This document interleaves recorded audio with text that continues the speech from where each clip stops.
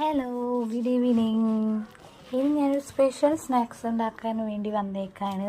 കണ്ടോട്ടോ, ഇത് റിംഗ് സബോള ഉണ്ടാക്കിയാൽ നമുക്ക് റിംഗ് സബോള ബജിയാണ് ഉണ്ടാക്കാൻ പോകുന്നത്. അതിന് വേണ്ടിയിട്ട് ഞാൻ ഒരു സബോള എടുത്തിട്ടുണ്ട്, ഒരു ഇഞ്ചി, 2 പച്ചമുളക്, ചിലപ്പോൾ ഒരെണ്ണയിൽ ഉപയോഗിച്ചാൽ മതി കേട്ടോ, നമ്മുടെ എരിവിനനുസരിച്ചിട്ട്. പിന്നെ മെയിൻ ഇൻഗ്രീഡിയൻസ് വേണ്ടത് കോൺഫ്ലവറാണ്.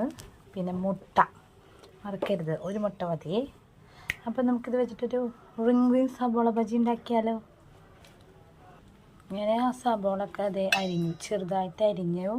അതിൻ്റെ കൂടെ പച്ചമുളകും പിന്നെ മെയിൻ ചതച്ച മുളകില്ലേ, അത് ഞാനൊരു സ്പൂൺ ഇട്ടിട്ടുണ്ട് കേട്ടോ. അപ്പോൾ ഞാൻ ഒരു പച്ചമുളക് എടുത്തുള്ളൂ ഇതിടണ കാരണം. പിന്നെ ആവശ്യത്തിന് ഉപ്പ്, പിന്നെ കോൺഫ്ലവർ പൊടി 2 ടീസ്പൂൺ ഇട്ടു. പിന്നെ ഒരു മുട്ട പൊട്ടിച്ചൊഴിച്ചു. നന്നായിട്ട് മിക്സ് ചെയ്യാം. ഓക്കെ, ഇതാ ഞാൻ നന്നായി മിക്സ് ചെയ്തു കേട്ടോ. ഇതിലിപ്പോൾ ഉപ്പ് കുറവാണെങ്കിൽ നമുക്ക് ഇപ്പം തന്നെ ചേർക്കാം ആവശ്യത്തിന്. അതിൻ്റെ കൂടെ നന്നായി മിക്സ് ചെയ്ത് വെച്ചു. ഇനി നമുക്ക് ഒരു പാൻ അടുപ്പത്ത് വെച്ചിട്ട് പാൻ ചൂടായി വരുമ്പോൾ കുറച്ച് വെളിച്ചെണ്ണ നന്നായി തൂവാം. ഓക്കെ, പാൻ ചൂടായപ്പോൾ ഞാൻ വെളിച്ചെണ്ണ തൂവി കൊടുത്തു. ഇനി നമ്മുടെ സ്പെഷ്യൽ റിങ്ങിൻ്റെ ഷേപ്പ് കഴിഞ്ഞ് സവാള അരിഞ്ഞ് കറക്റ്റ് വട്ടായിട്ടൊന്നുമില്ല കേട്ടോ, എന്നാലും ഞാൻ ചെയ്തു. അതിങ്ങനെ വെക്കാം, ഇതാ വെച്ചിട്ടോ. എന്നിട്ട് അതിൻ്റെ ഉള്ളിലേക്ക് നമുക്ക് ആ മിക്സ് ചേർത്ത് കൊടുക്കാവേ. ഞാൻ അത് മിക്സ് ചേർത്തുകൊണ്ട് എന്നിട്ട് മൂടി വെക്കുക. കുറച്ച് നേരം ആവിയിലൊന്ന് വേവണം. ശേഷം നമുക്കത് വേവുമ്പോൾ ഒന്ന് മറിച്ചിട്ട് കൊടുത്തു കഴിഞ്ഞാൽ അവിടെയും വേവും. എന്നിട്ട് നമുക്ക് പ്ലേറ്റിലേക്ക് സെർവ് ചെയ്യാം. നോക്കാം, അതായിട്ടുണ്ട്. ഞാൻ മറിച്ച് കൊടുത്തു. അപ്പോൾ അതേ വെന്തു, 2 വശവും വെന്തിട്ടുണ്ട് കേട്ടോ. അതെ, ഈ കളർ വന്നു. അപ്പോൾ നമ്മുടെ റിംഗ് സബോള വട ശരിയായിട്ടുണ്ട്.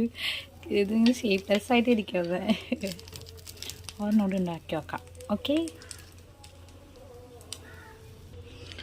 ഞാൻ ഒരു റിങ്ങും കൂടി പോലെ ഷേപ്പ് ആക്കിയിട്ട് സവോള എടുത്തിട്ടുണ്ട്. അപ്പോൾ ഇതിൽ വെച്ചിട്ട് നേരത്തെ ഓയിൽ തൂവിയ കാരണം നമുക്കത് പ്രശ്നമില്ല, അതിൽ കിട്ടിക്കോളൂ.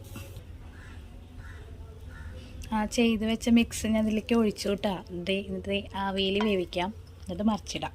നോക്കാം, അതേ മുരിഞ്ഞ് റെഡി ആയിട്ട് വരുന്നുണ്ട്. അപ്പം ഞാൻ എന്ത് ചെയ്തെന്ന് പറയാം, ബാക്കിയുള്ള മാവുകൊണ്ട് ഒരു 4 കഷ്ണം ബ്രെഡ് ഉണ്ടായിരുന്നു. അതോടെ അതിൽ കൂടി കുഴച്ച് ഒരു മാവ്, എന്താ പറയുക, ചപ്പാത്തിക്കും നൂലപ്പത്തിനൊക്കെ കുഴയ്ക്കണ മാവിൻ്റെ പരുവത്തിലാക്കിയിട്ട് നമുക്കിതിട്ടിട്ട് വറക്കാം ഓയിലിൽ. നമ്മൾ ആ മാവ് രൂപത്തിൽ കുഴച്ച പോലെ ആക്കിയപ്പോഴേ ഇതങ്ങനെ ആക്കിയപ്പോൾ നമുക്ക് ഇഷ്ടമുള്ള ഷേപ്പിലാക്കാം. എന്നിട്ട് ഞാനിത് ചെയ്ത് ബ്രെഡ് ക്രംസിൽ മുക്കാണ്. ഞാനത് മുക്ക് ചെയ്തത് ചൂടുള്ള ഓയിലേക്ക് ഇട്ടു കേട്ടോ. കോരി വെച്ചു. ഇതേ കണ്ടോ,